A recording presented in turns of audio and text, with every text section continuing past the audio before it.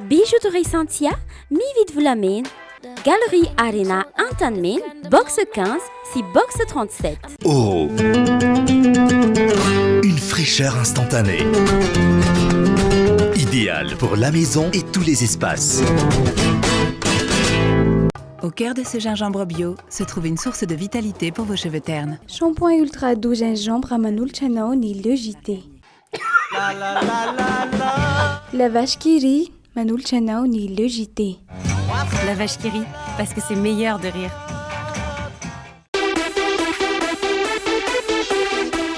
Corès, la qualité et marque européenne en fourniture de bureaux et scolaires. Ushuaïa, nouveau déodorant compressé, vous présente le JT. Intense de fleurs d'oranger pour une efficacité 48 heures. Nouveau déodorant compressé Ushuaïa. 5G Batelma, des actualités uniques, dynamiques et renversantes dans le JT.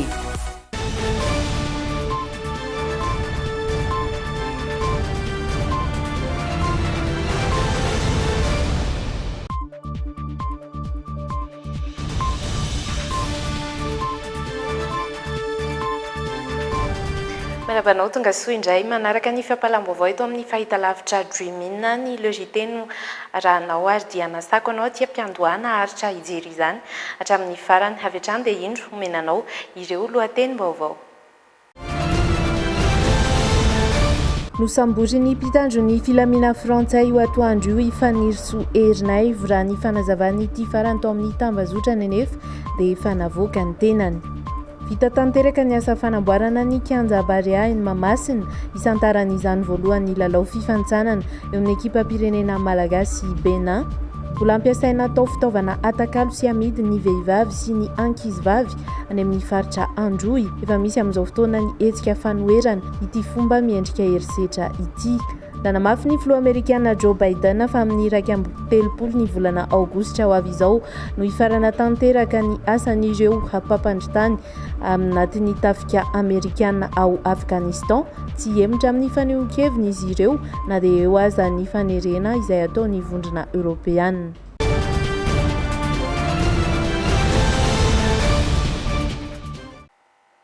Fampitam-baovao avy any Paris ao anatin'ny diany filoha Andrajoela any an-toerana mikasika ny fihaonan'ireo mpandraharaha mivondrona ao anatin'ireo firenena mampiasa sy miteny ny teny frantsay isan'ny niopana ny fihaonany tamin'ireo mpandraharaha frantsay mikambana ao anatin'izay MEDEF izay ny makasika ny fifanakalozana eo amin'ny fanarenana ny fizahantany ao anatin'izao fiatrehana iran-tany ny krizy ara-pahasalamana izao no resana manokana tao anatin'izay ary ny fahafahana misokatra indray raha eo amin'ny sistany ny Madagasikara vinavinaina ho an'ny volana oktobra ho avy izao izany raha ho an'ny eto Madagasikara manokana raha nambarany filoha atao amin'ny tambazotra ny saingy nambarany hatrany fa hiankina amin'ny fivoaran'ny valina retina COVID-19 any amin'ny firenen-kafa no afana mirosona tsia amin'izay fiverenan'ny fisokafan'ny abakabaka Madagasikara amin'ny anivelany izay.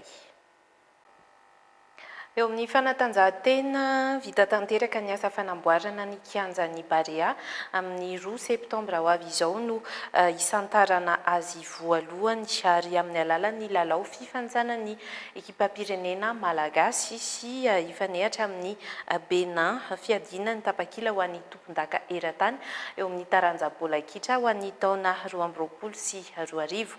Anomboka amin'ny 2020 aogositra ny fizarana ireo tapakila ahafahana miatrika ity lalao ity feny fepetra rehetra izay takin'ny FIFA raha eo amin'ny kianja afaka handray mpijery manodidina ny 4 alina ihany koa izay fototra fitrasa izay feno aja Ariana sy Rivinirina Tekaleo no mitondra ny andindiny sy ireo tsara ho fantatra mikasika an'izay.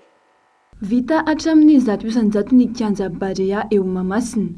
Feno ny fepetra rehetra no takin'ny FIFA taorian'ny fitsiriana nataon'ny inspekteur avy amin'ity federasiona ity.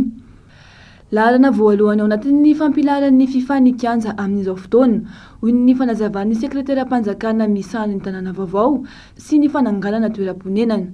Azomanazy enorma zay tamin'ity kianja ity dia nampidiritsika tao anatin'ny conception le izy. Ray no resahako anankiray mba tiano mamidina azy sous-préfet sécurité. Hitatsika hoe intelo nisy fampiasan'olona tato Mahamasina ary anisan'ny élimination statique zay amin'ny resaka match international. Zay zavatra zay menanja voalohany indrindra. Ao amin'ny FIFA dia misy norme reo voalohany indrindra ny évacuation ny stade numéro 1 zay dia tokony mihoatra ny 20 minitra tafavoaka daholo ny olona rehetra mipetraka eny ambony seza. Gradin tsitio ny séparé ny entrée amin'ny ancien gradin sy le nouveau gradin. Misy roapolo ny tohatra amin'ny nouveau gradin. 10 minitra no simulation natao sy ny test dia tafavoaka daholo ny olona ny amin'ny gradin. Raha nao 20 minitra norme FIFA. Ataon'ny tribune dia fito fin 5 minitra zany. Zay misaraka anankiroa ny antony dia zay hoe ilay forme croissant ary ambony tsy maintsy mandeha tsikelikely. Fa mandra-pidina ny ary ambony indrindra efa évacué amin'ny plateforme d'attente daholo. Testettsika izy tamin'ny 26 juin misy vidéo fa alefa eo ny fidinany reto miaramila be deaibe tary ambony lasiko vidéo le izy fa tsy misy 0 incident tamin'ny 26 juin any tsika ny miasa. Ho tokanana ny 2 septambra 2024 ny kianja isy ny lalao fifanitsanana iadinan'ny tapakila ho an'ny fiadinan'ny tompon-daka eran-tany amin'ny baolina kitra any Qatar amin'ny taona 2024. Lalao eo amin'ny Madagasikara sy i Benin. Azo atrehana ny lanonana sy ny lalao ary misy ny tapakila zaraina mamempona. Toenao ka izeran'ilay match dia sy ho avy amin'ilay fotoana io dia tokony mitondra ny karapanondro dia misy tapakila zay efa namboarina mihitsy tsy afahana miala an'ilay resaka osika sy indrindrindrindra tsy hisy an'ireo zay olona mety hoe akatike olona ray makatike anaky folo. Noho izay dia entanitsika rehetra hitondra ny karapanondro ary ihany koa ireo zay ankizy latsaky ny 20 taona sy 10 taona miakatra dia raha toa tianareo entiny izy amin'ny fotoana io hijerany lanonana dia tsara izy tonga eo satria misy tikeny ihany koa voatokana ho an'ny ankizy sy ny tanora amin'io ahafahantsika mamaritra tsara ary mandamina le organisation sy ny fidirana le olona eto amin'ny stade. Mariako ihany koa fa ny fandaminana an'izay fizarana ny tapakila zay dia raha miasa amin'ny ministèren'ny digitalisation ny télécommunication moa zany ahafahantsika miala an'izay an'le hoe olona anankiray miaka anankifolo ary olona anankiray mety tsy ho avy akory izy fa alainy fotsiny le izy dia zay no natonga antsika nametraka an'izay fandaminana zay. Isanany fitanterana ireo mpanatrika ireo coopérativa rehetra eto Antananarivo ny alin'ny 2 septambra raha ny fanazavana. Azo antoka ny filaminana amin'ny fotoana io isy ny afomanga amaranana ny lanonana. Tanterahana androany fivoriana voalohany Emonat andinian'izy ireo izay tombany ezaka efa vita nandritra ny enim-bolana voalohany sy ny fiatrehana ny enim-bolana faharoa fa indrindra ihany koa ny fametrahana lamy sahady entina miatrika ny lanonam-panokanana ny kianja ny Barea eny Mahamasina sy ny lalao izay fanindrana ny ekipa pirenena malagasy Benin niarany kondota amin'izany ny solotenan'ny FIFA, ny CAF sy ny FMF ary ny EMO avy amin'ny gendarmerie pirenena, ny polisy pirenena sy ny miaramila ihany koa ary tapaka fa dia manomboka amin'ny 10 maraina ny andro ny 2 septambra andraisana ny lalao no misokatra ny vavady ny kianja ny Mahamasina ho an'ny rehetra ary isy ny fitsiriana ataony anivon'ny EMO national. Akoatra izay dia maro ireo fepetrany raisin'izy ireo mba hitandrona ny filaminana sy arovana ny mpijery ary ireo fananana iombonana no araraotina nandritra ity fivoriana androany ity ihany koa ny famondrana ny fitantanany Emonat ho an'ny mpitarika vaovao dia ny jeneraly Rakotondrazaka CRGN Analamanga. Raka nefa notanterana tao anatin'ny logité ho an'ny omaly dia efa nivoaka ny lisitra ireo andrafitra ny ekipa pirenena ao anatin'ny Barea fiatrehana ny lalao izay ho tanterahana amin'ny herinandro tsy dia nisy fiovana ireo lisitra andrafitra izay ekipa pirenena izay ao anatin'ny fiatrehana ny lalao ifanandrinana amin'ny Benin etsy Mahamasina amin'ny 2 septambra ho avy izao raha ny fijeriny Cédric izay isan'ny coach sady mpampianatra amin'ny taranja baolina kitra nisy ny vinavina ampidirana mpilalao vaovao saingy tsy tanteraka aloha izany raha ny fanazavany toy ihany koa ny fiverenan'ireo mpilalao teo aloha indray tato anatin'ity lisitra vaovao izay nivoaka omaly ity ary tao ireo tsy natsoina mihitsy na izany zany dia manohana hatrany ny ekipa pirenena raha Cédric tahaka ireny malagasy rehetra izay naneho ny heviny ihany koa teo anivon'ny tambazotra ireny mahakasika ity fandrafetana ny lisitry ny bareny Madagasikara ity andeha arahantsika ireo faneho-kevitra teraka tao aoriana ny fivoahan'izay lisitra izay Ainara-Barsoa Rivinirina Tekaleo. Nanantena mpilalao vaovao handrafitra indray ny ekipa pirenena bareny Madagasikara hiatrika ny fifanitsanana Mondial Qatar 2022 ny ankamaroan'ireo mpanaraka sy mpankafy ny lalao baolina kitra eto Madagasikara. Anisan'izany Cédric Jotombo, coach éducateur amin'ny taranja baolina kitra. Toa vinavina ihany anefa hoy izy izany satria tsy dia nahitana fiovana firy ny lisitra vaovao izay nivoaka omaly. Ny teo aloha indray aza no niverina toa Andrimamy Gervais sy Ery Bastien. Raha iverenantsika kely ny lisitra izay lisitra ireo mpilalao izay natsony sélectionneur Eric Rabesandratana dia tsy dia nisy fiovana firy. Andeha niresaka tao aloloha kely tao hoe mety hisy mpilalao vaovao toa Andry Remy Vita izay milalao any amin'ny Bayern na ny Coquelin izay milalao amin'ny Villarreal mbola tsy ao anatin'ilay lisitra aloha izy ireo mba hatreto.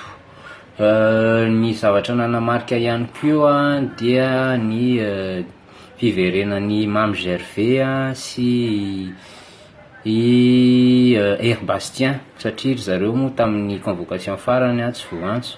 Isan'ny nanamarika ity lisitry ny Barea vaovao ity ihany koa ny tsy nahavoantso an'ireo mpilalao teo aloha izay hita fa nampiseho endri-dalao nafinaritra toa Andry Beranjo sy Veve raha ny faneho-kevitry Cédric hatrany.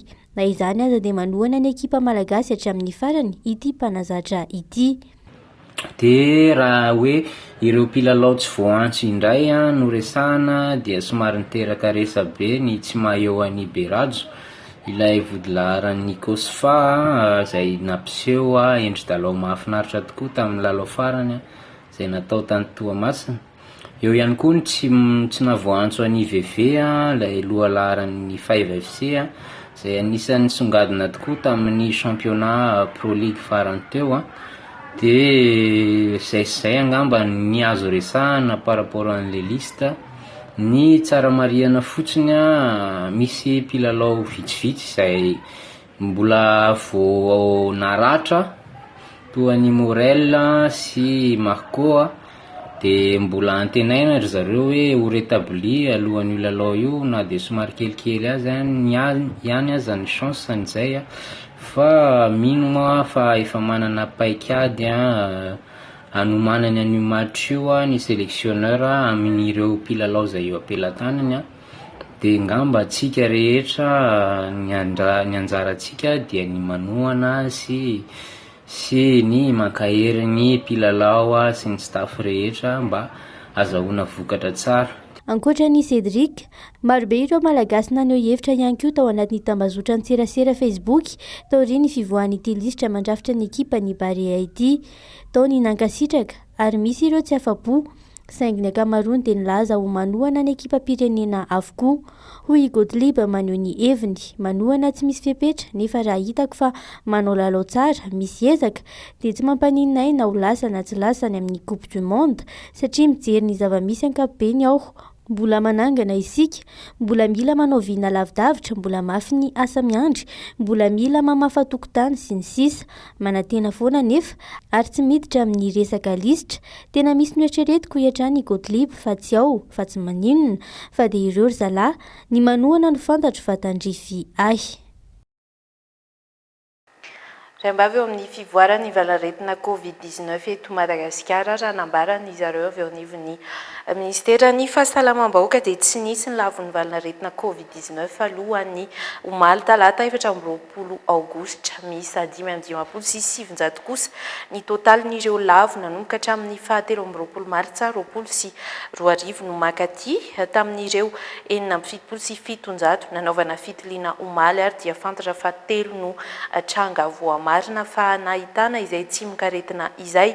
Ny ampy 5 kosa ireo sitrana soamantsara ary mbola misy 420 ireo tranga mampiseho fahasarotana. Ao anatin'ny fiadiana amin'ny onja faefatra izay Covid-19 izay tokoa ny maneran-tany amin'izao fotoana izao, vaksiny fanefitra mahery ny 10 miliara fatra no efa voazara maneran-tany araka ny antotanisa ofisialy nivoaka avy teo anivon'ny AFP. Mbola hita nefa ny fahasamihafana eo amin'ny firenena matanjaka sy ny firenena marefo eo amin'ny isam-baksiny sy ny fatra izay na tanterana izay fanaovam-baksiny izay. Hoy kosa ny avy eo ny vondrona maneran-tany ho an'ny fahasalamana fatra 120 ho an'ny mponina 100 raha toka 2.4 izany ho an'ny firenena marefo. Andeha arahantsika vetrany ny anjindiny. Mahery ny 10 miliara ny fatram-baksiny efa niparitaka maneran-tany, fatra 120 ho an'ny mponina 100 no efa nositrahan'ireo firenena matanjaka, raha 2.4 kosa no an'ireo firenena mahantra. Hita taratra amin'izao ny tsy fitoviana hoy ny OMS tao amin'ny fivoriana isa-taona ataon'ireo ministry ny fahasalamana ao amin'ny kantinanta afrikana. Ao Israel, 900 mponina no efa nahazo ny fatram-baksiny faharoa ary mahery ny 10.3 ireo efa nisitraka ny fahatelo. Tsy mitsambo tombo anefa ny tahan'ny olona voan'ny variant delta na dia efa vita vaksiny azy. Nanapa-kevitra ny Prime Ministra Israeliana Naftali Bennett manoloan'izay ampidina ho 30 taona ireo olona afaka misitraka ny fatra fahatelo manomboka izao. Ao Frantsa kosa, natokana ho an'ireo tena marefy ihany ny fatra fahatelo. Hatreto, ireo olona 15 taona no miakatra ihany no afaka hisitraka izany. Ao Grèce, andoavam-bola manomboka izao ny fanaovana fitiliana ny Covid-19 no amafisin'ny fanjakana ao an-toerana ny fametrahana ireo fepetra sakana rehetra. Ampirisihana ny mponina hiaro ny tenany sy ny hafa amin'ny fanaovam-baksiny izany. Hatreto, mahery ny 4 tapitrisa no isan'ireo lavy valana retina Covid-19 maneran-tany nanomboka hatramin'ny farany taona 2024 araka ny antotanisana voakany AFP. Mbola Etazonia no mitana ny larana voalohany amin'ireo isan'ny lavo betsaka indrindra, Brezila ny manaraka azy. Araka ny OMS, raha jerena ny tahan'ireo lavin'ny Covid-19 mety mbola hiakatra avy 2 na 3 eny ity taty. Ny fampalam-baovao ny logité an-trano arahanao amin'izao fotoana izao fomba mampanao any amin'ny faritra Androy ary mbola iaina izy ireo ankehitriny ny fandraisana ireo zazavavy na ny vehivavy ho toy ny fitaovana afaka atao atakalo sy amidy. Mbola any Amboka mihitsy ny zaza iray rehefa misy olona mamandrika akazo vady ary atakalo omby raha ny fanazavan'izy ireo miteraka herisetra ho an'ireo zazavavy kely anefa izany satria vao 15 taona monja izy ireo dia efa alain'ireo ray aman-dreny anambady mba hahazoany izay omby izay. Nisy araka izany ny fandraisana ndraikitra amin'ny fametrahana tetikasa ho fiarovana amin'izay herisetra mianjady amin'ny ankizivavy sy ny vehivavy izay ary andoavana dina mihitsy raha ity fanadiadiana nataony Aina Rabarisoa sy Misara Zafinjatovo tany an-toerana ity. Ankoatra ny fanambadiana aloloatra sy ny tsy fahafahan'ireo ankizy latsaky ny 12 taona manohy ny fianarany intsony aty amin'ny faritra Androy, voatery miaraka amin'ny olona tsy tiny ary tsy sitrapony ihany koa ny ankabeazan'izy ireo. Isan'ny antony mahatonga izany ny fofo na ny valo fofo izay fomba amam-panao iray mbola iainan'ny mponina aty an-toerana amin'izao fotoana izao. Araka ny fanazavana dia mbola vao any Amboka mihitsy ny zaza dia efa misy mamandrika ovady sahady ary atakalo omby. Vao maika nampirongatra izany fomba izany sy ny tsy fanjarian-tsakafo taty atsimo, mivaro zanaka ny ankamaroany ireo ray aman-dreny mba hahazoany vola na omby. Aminay izany dia misy izay dia ny anarany dia fofo. Mety hitovizantsika zany fofombady.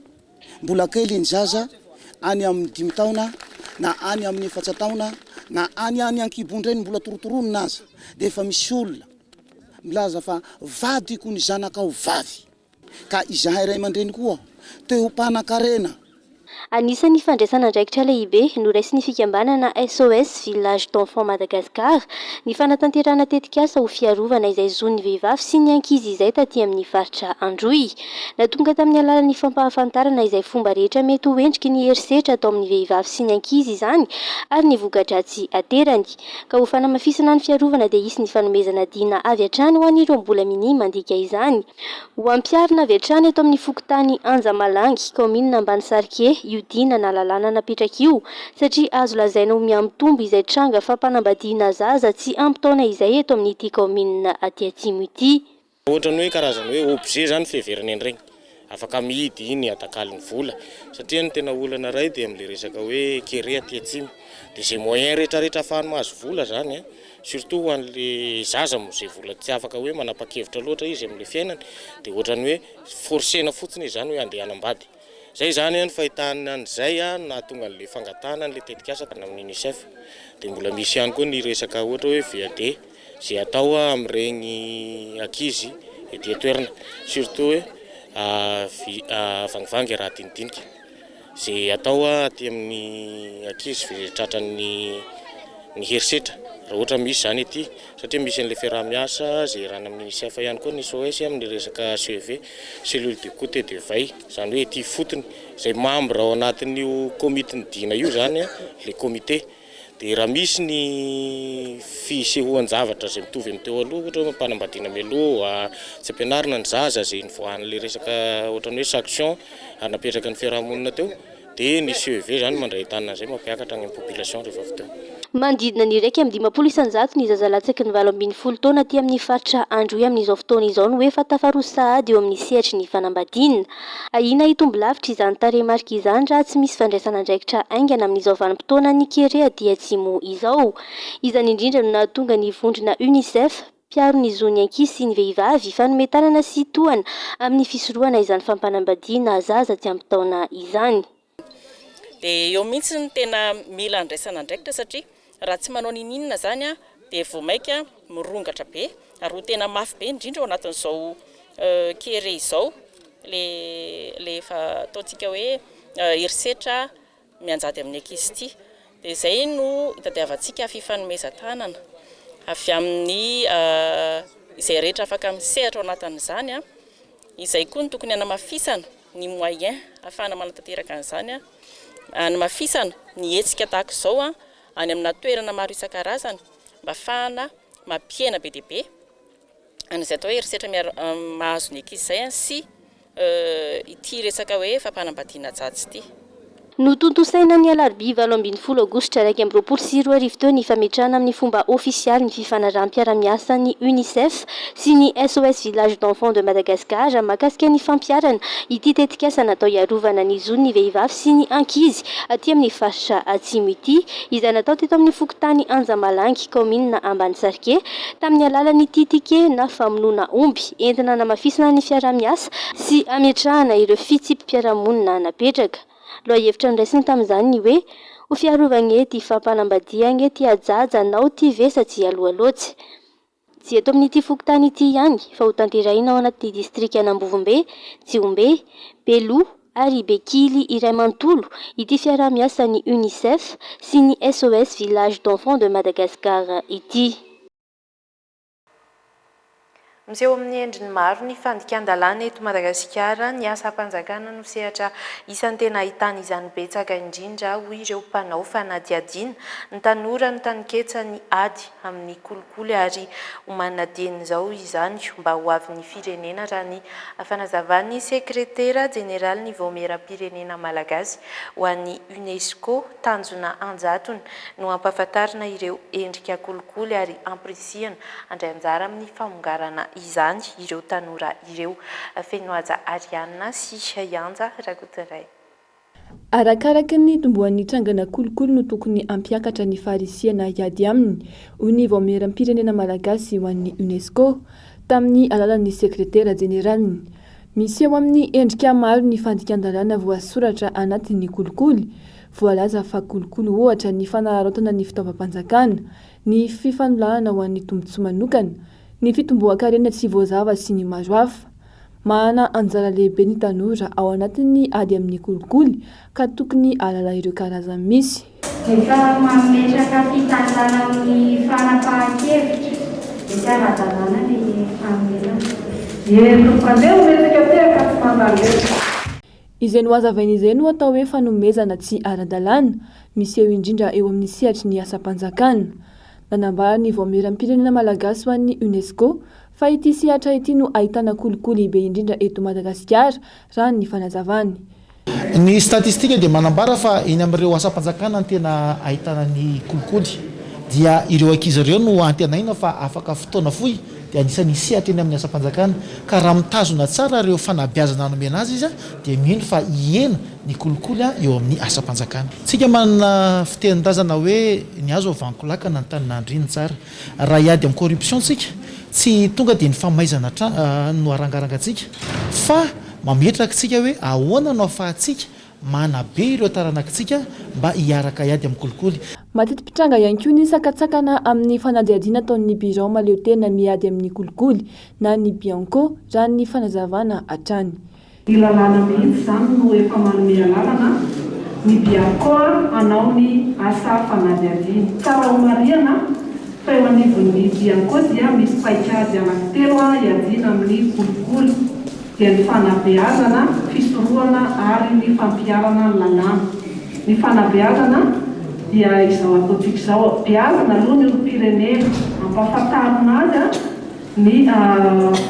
ny endrika fandrikan-dalàna kolikoly mba ahafahany mandray andraikitra, mba ahafahany samy mandà, mba ahafahany ihany koa samy mitoroka.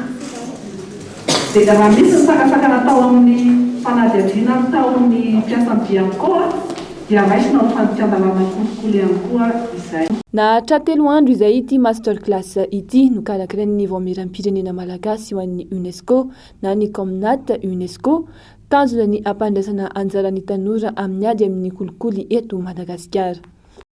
Ao Amboakarivo Toamasina kosa manamafy ny antsoavo ataony ny mponina any an-toerana manoloana ny fibodona tany mirefatra any amin'ny 100 hektara any ho any.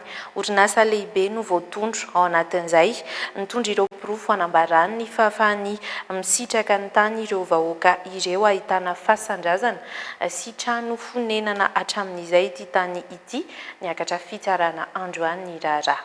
Mitory ny orinasa Filatex ny commune Amboakarivo sy ny vahoaka ao aminy magataka ny hanafoanana ireo titra navoaka izy ireo noho ny fanambarana fisina tsy fahatombanana tamin'ny dingana natao na ilay hoe vice de procédure. Manamafy ireo mponina fa nanajary ny tany hatramin'ny taona 3 sy 700 ary tsy manaiky ny azoan'ny orinasa io ny tany-panjakana.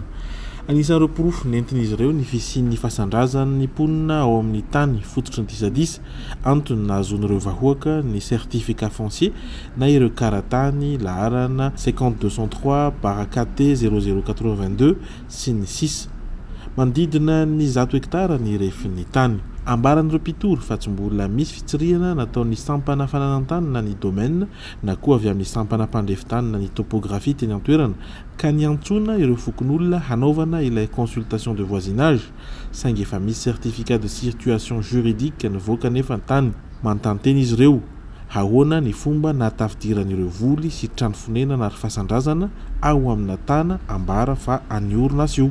Araka ny fanadihadiana dia misy tetikasa hametraka panneau solaire ny an-toerana tsy mitsipaka ny fampandrosoana ireo mponina saingy kosa mitaky ny famerenana ny tany amin'ny fomba madio mialoha ny hanomboana ny tetikasa. Niakatra fitsarana Androany tao Toamasina ny raharaha saingy nahemitra fanondroany ho an'ny 12 septambra indray ny fotoam-pitsarana. Fatontosa omaly tao Vanga indrany kosa ny fanokafana tamin'ny fomba ofisialy ny fizarana lay faobe lay misy odomoka maritra ny tanterana tao ambany fiain'ny Prime Ministre lehiben'ny gouvernementa sy ny ministry ny fahasalamam-bahoaka izany tanjona amin'ity hetsika ity ny ampienana ireo malagasy lavon'ny tazomoka araka ny lohahevitra napetraky ny tompon'andraikitra vaovao tateriny Rina Fanirso Dolphy Rakotineny. Mbola mahazavahana eto an-toerana ny tazomoka amin'izao. Ny antsasamanila ny mponina ny mbola tratran'izany araky ny fanadihadiana. Maro anefa ny vokatra tsy ateraka ity aretina ity amin'ny andavanandrom-piaina ny mponina rano nambarany lehiben'ny gouvernementa Christian. Izany indrindra no nanaovana izao hetsika izao raha ny fanazavany. ary natao zao etsika zao mba ahafahantsika tegna mitondra vahaorana maharitry satria etsika ataontsika androany dia ny fizarana lay misy odimoka maharitry. Fantatsika fa mahatratra ny 570 isanjato ny ponina ato anatin'ny faritra mbola tratra ny tazomoka. Rehefa tratra ny tazomoka ny ponina tsy afaka miasa maharary ary zay rehetrarehetra zay dia mampiena ny fahafahan'ny ponina mihary mitady vola. Ka zay no antony tsy maintsy anaovantsika etsika ohatran'izao erany Madagasikara satria mahatratra 570 tapitrisa ny lay misy odimoka maharitry zay aparitaka antsika erany Madagasikara. Izao no totosa dia nisy ny fiarah-miasa niaraka tamina mpiara-miombina antoka. Betsaka ny fanohanana ataony eo anivon'ny USAID amin'ny sehatry ny fahasalamana tahaka izao. Nambarany anefa fa isan'ny iray amin'ireo hetsika lehibe tohanany ny ady atao amin'ny tazomoka. Zava-dehibe ny ezaka tahaka izao raha ny nambarany hatrany. Une des activités les plus importantes que nous finançons sont les campagnes nationales comme celle-ci, où on distribue des millions de moustiquaires aux familles à travers le pays. Avec un apport annuel de plus de 72 millions de dollars américains, USAID est le plus grand donateur du secteur de la santé à Madagascar, luttant contre des maladies comme le paludisme et le COVID-19, et intervenant également dans la planification familiale, le renforcement des systèmes de santé, la santé maternelle et infantile, la nutrition, l'eau, l'assainissement et l'hygiène. Araky ny fampitam-baovao, distrika misy 100 manerana ny nosy no isitraka ity fizarana lay misy odimoka maharitra ity. Lay miisa 700 sy 3,000 sy 7 sy 12 tapitrisa.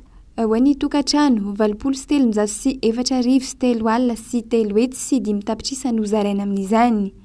Malagasy miisa 700 sy 4,000 sy 4 sy 12 tapitrisa kosa no arovana amin'ny tazomoka.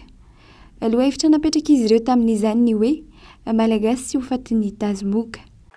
Tetikasa fanomezana asan'ny tanora ao amin'ny komina Ambohimangakely mikarakara varavarana misokatra mandritra ny 3 andro ny komina. Fotoana izay andraisana ny antota taratasy ireo tanora izay manana diplôma saingy tsy manana asa manodidina ny 500 no atolotry ny komina sy ny orinasa izay miara-miasa amin'izy ireo hatramin'ny rahampitso hetsika izay tafiditra indrindra ao anatin'ny politika fanitarana ho an'ny orinasa mba hivelatra ho an'ireo tanàna misitaka kely ny renivohitra. Isan'ny tombony ho azy ireo ihany koa ny fahavitan'ny rokady vaovao izay mampitohy an'Andranombehivava sy Ambohimangakely. Andeha hoarantsika ny rindran-tsary ny antsara kotandray. Anjatony maro ireo olona liana manokana tamin'ny fikarakarana varavarana misokatra nataon'ny komina Ambohimangakely mba ny fisokafana orinasa tsy miankina iray eny an-toerana. Asa manodidina 200,000 no fantatra taorian'ny fifanarahana fa ho atolotry ity orinasa ity ka antota taratasy 500,000 no hojerena akaiky. Isan'ny mahasarika ny mpandraraha nitatra ny orinasa ny eny amin'ny faritra misy ny komina Ambohimangakely ny fahavitran'ny lalana vaovao miainga eo Andranomehivava. Notre politique est simple, hein, c'est un peu comme la politique du président de la République, la décentralisation. Tsotra ny politika hitondranay ny fampiroboroboana ny orinasa tahaka ny vinain'ny filoha dia ny fanapariahana ny asa hivelona ny renivohitra. Miangona ao Ankorondrano sy ao Andraro avokoa mantsy ny ankamaroany raha asa miompana amin'ny fampiresahana sy fanakalozana mivantana amin'ny fanjifa. Aty ny ankizy mba miala kely ny fitohanana sy ny rotoroto. La rocade y arrive, qui rend le trajet est sorti d'1 heure pour passer à 20 minutes. Donc aujourd'hui, Ambohimangakely est très accessible et ça nous donne l'occasion de travailler dans une région autre que les centres-villes. isan'ireo fampanantenana nataony ben'ny tanàna Radafy Thierry nandritra ny fampelezan-keviny ny fanatsarana ny fari-piainan'ny mponina amin'ny alalan'ny fampitomboana asa ny fanojo indrindra tamin'izay ny fifanarahana nisy teo amin'ny komina sy ty orinasa anao fanitarana afaka roa volana ity notakiana manokana tao anatin'izay ny tsy maintsy ijerena manokana ireo tanora eny an-toerana mialohan'ny anaovana antso ivelan'ny komina. Tsy maintsy ampivoatrany tanàna se na ny condition hoentiny ara dia tsy manaiky zay fa mifampiresaka tsara mihitsy hoe inona ny condition araky ny efa fantatrao izy eo misy ny sakafo atoandro ho an'izay miasa rehetrarehetra ao ary efa tombontsoa lehibe ngaman'izay ho an'ny tanora Mbomanga kely hoe ao an-trano izy mipetraka mandeha tongotra izy miasa etohany izy sakafo atoandro satria anisan'ny karama foana ihany mazana fa raha mbola misy ny frais misy ny sakafo atoandro dia misasaka le karama tonga amin'ny farany volana dia efa tombony lehibe ho an'ilay ankizy sahady zay ary ny karama zay niresahanay tamin'reto mpandraraha reto orinasa lehibe tsara reto dia tsy ilaza azy eto fa dia mba tsara noho ny orinasa rehetrarehetra ihany. Ny komina no isan'ny karakara sy nandrindra ny fandraisan'ireo tanora hitady asa ireo masotsivana voalohany takiana ao anatin'izany ny fifehezana tsy misy tomika ny teny frantsay raha mpitso no ifarana ny fandraisan'ireo antota taratasy ao anatin'ity varavarana misokatra ity.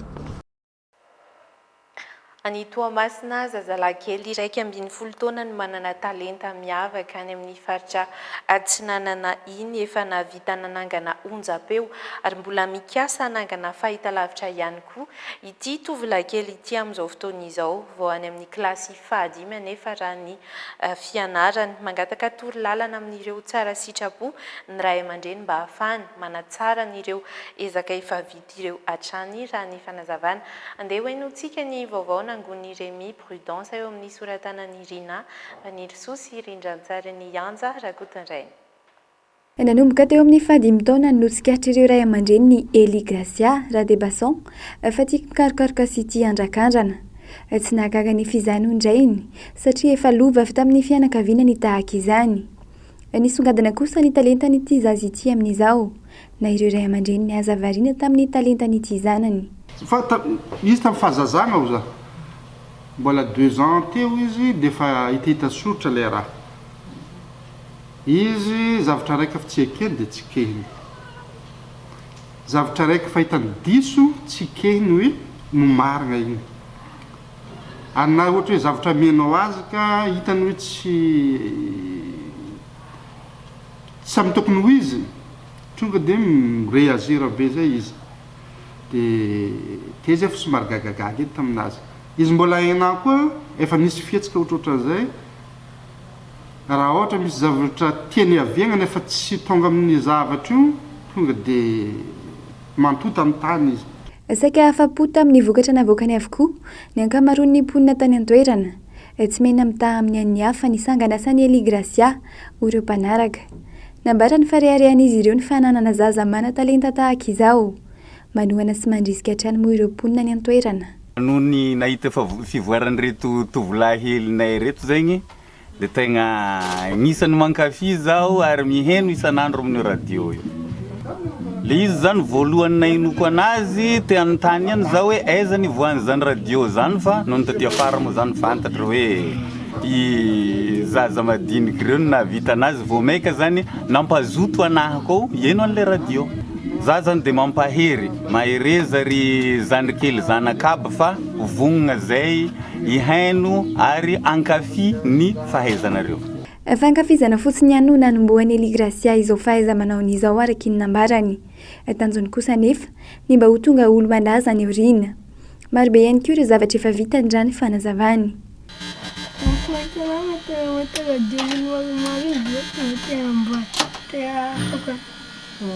Izy koa maventy zany ianao agnano ino? Agnano ino anao izy koa maventy? Mécanicien. Oui, électricien. Anao zany isan'andro zany anao mitady raha amboarina sa hoe sa misy tagnanao midola? Isan'andro matetika mitady maiky za tsy midola fa mizaka ampiasaina amborokavana. Ny angataka toro-hevitra sy toro-lalana avy amin'ny tsara sitrapo ny ray aman-dreny n'ity zaza ity mba ahafahana miroso amin'ny tsara kokoa hatrany. Efa niriny tovolahy ihany koa ny ho lasa ingénieur électricien raha ny nambarany. Ny farana ny hetsika kaly fanampiny izay no tanterahan'ny vondrona intelisia sy ny mpiara-miombina antoka amin'izy ireo fizarana sakafo avy amin'ny orinasa Le Complexe ho an'ireo fianakaviana sahirana tamin'ny sabotsy lasa teo nanomboka ny 10 Jolay 2024 izany hoe tato anatiny andro maromaro. Sakafo manodidina ny 500 sy iray alina no voazara nandritra izany. Andeo rahantsika ny fanampanazavana hoentin'ny Fenoaja Ariana eo amin'ny trindrantsary ny Anja Rakotondray.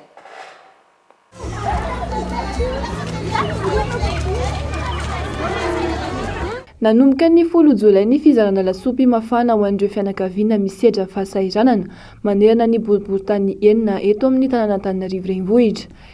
Itsinjovan'ny Intelsia ireo mpiarabelona amin'izao ririnina izao no namoronana ny kaly fanampiny. Ny zara 500 sy iray alina sakafo ho an'ny olona izay sahirana manerana ny boriboritany anankienina. Dia noho izay dia misaotra ny commune urbaine Antananarivo zay misaotra ny Le Complexe. Izy ity dia natomboka tamin'ny 10 Jolay dia isaky ny sabotsy no nataony fizarana ireo boriboritany enina ireo. Sakafo ara-pahasalamana sy azo antoka no nomen'ny orinasa Le Complexe, orinasa misahana famisakafoana piasa maro. Izy ireo no miara-misalahy amin'ny Intelsia amin'izao kaly fanampiny izao.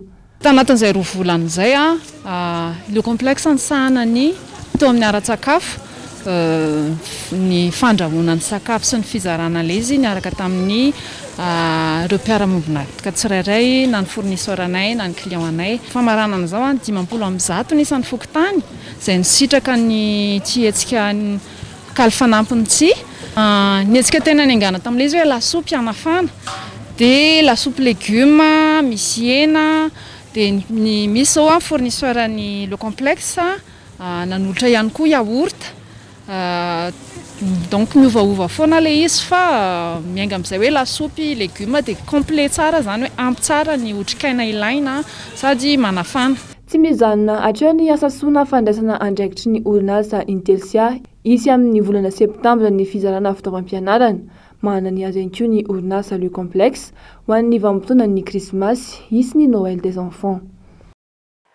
Nanamafy nandritra ny fionan'ny G7 ny filoha amerikana Joe Biden fa amin'ny 13 ny volana aogositra ho avy izao no ifarana ny fiasan'ireo tafika amerikana ao Afghanistan izay miasa sy mona any antoerana mo antony zao fiaran'izy ireo izao dia hita fa miamahery fietsika ireo vondrona silamo ao Kaboul na dia nisy aza ny tsindry nataony vondrona Europeana tretony amin'ny tsy tokony ampodin'ny États-Unis anireo tafika ireo dia tsy emotra amin'ny fanesorana sy izay faneho-kevitra ary fanapa-kevitra noraisiny izay i Washington nandeha rahantsika ny vaovao manodidina izay. Ny talata 14 aogositra teo nilaza ny filoha amerikana fa tsy ho ela intsony fa tafaverina amin'ny faran'ny volana aogositra ho avy izao ny fiasan'ireo amerikana miasa ao Afghanistan. Nandritra ny fionan'ireo firenendehibe tandrefana matanjaka toe-karena izay vondrona ny G7 io no nilazan'izany. Ny G7 moa ahitana ny États-Unis, Canada, Allemagne, France, Italie, Japan, Royaume-Uni. Na dia nisy aza mifaneren'ny vondrona Europeana amin'ny tsy tokony analana ireo olona miasa ao Afghanistan ireo toy ny ambasady, miaramila, mpiasam-panjakana maro isan-karazany dia tsy hempotra amin'ny heviny ny filoha amerikana izany hoe apody ny vahoaka amerikana tanindrazany.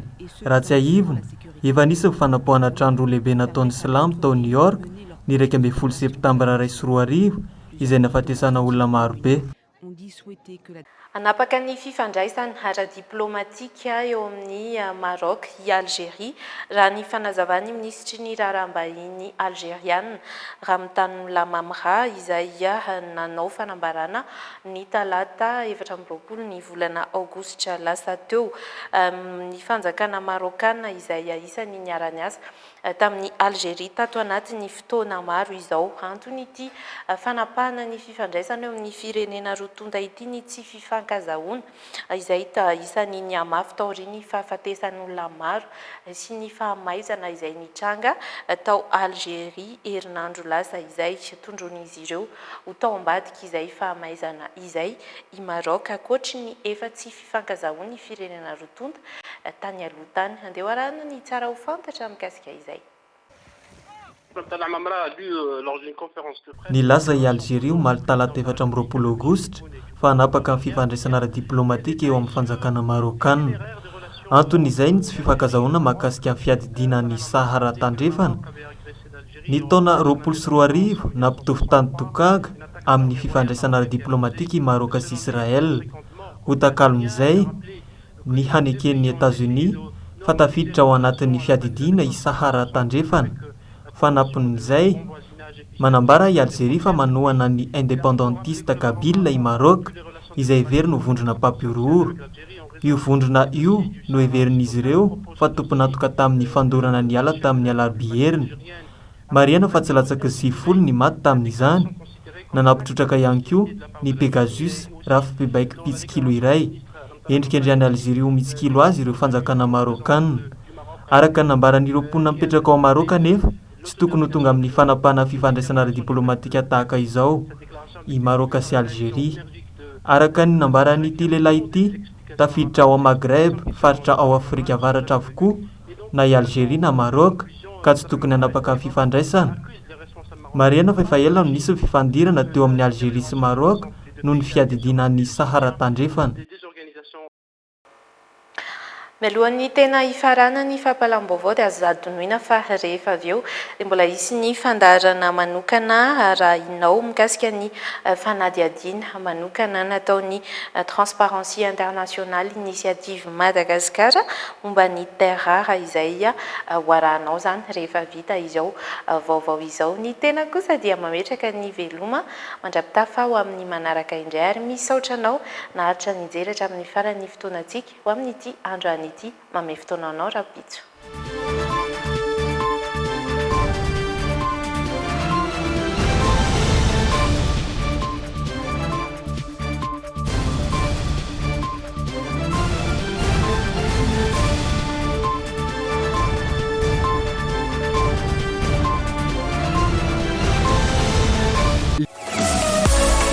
Battelma, des actualités uniques, dynamiques et renversantes dans le JT. Ushuaïa, nouveau déodorant compressé, vous a présenté le JT. De fleurs d'oranger pour une efficacité 48 heures. Nouveau déodorant compressé Ushuaïa. Bijouterie Santia, mi-vite vous l'amène. Galerie Arena Antanmen, box 15, si box 37. Paperline, le choix de votre succès. Oro. Une fraîcheur instantanée. Idéal pour la maison et tous les espaces. Au cœur de ce gingembre bio se trouve une source de vitalité pour vos cheveux ternes. Shampoing ultra doux gingembre nanulchanoto ni le JT. La vache qui rit nanulchanoto ni le JT. La vache qui rit, parce que c'est meilleur de rire.